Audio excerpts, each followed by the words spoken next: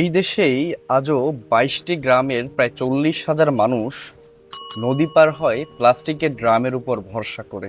দেশ স্বাধীন হয়েছে ৫৫ বছর, আমরা নাকি মেগা প্রজেক্ট, স্যাটেলাইট আর ডিজিটাল যুগের বাংলাদেশে বাস করছি। নেত্রকোনার মোহনগঞ্জের ধলাই নদীর এই দৃশ্য কোনো সিনেমার গল্প নয়, এটাই বাংলাদেশের করুণ বাস্তবতা।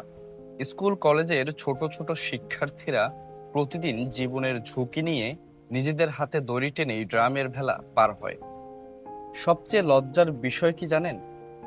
এই সেতুটিও সরকার বানায়নি, স্থানীয় শ্রমজীবী মানুষ নিজেদের চাঁদার টাকা তুলে এই ভেলা তৈরি করেছে।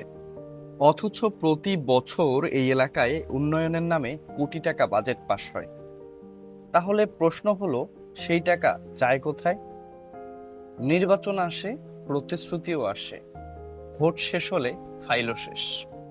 যে কৃষক ধান বিক্রি করতে পারে না, যে রোগী হাসপাতালে যাওয়ার আগেই মাঝ নদীতে মারা যায়, তাদের জন্য এই সিস্টেমে আসলে কেউ আছে?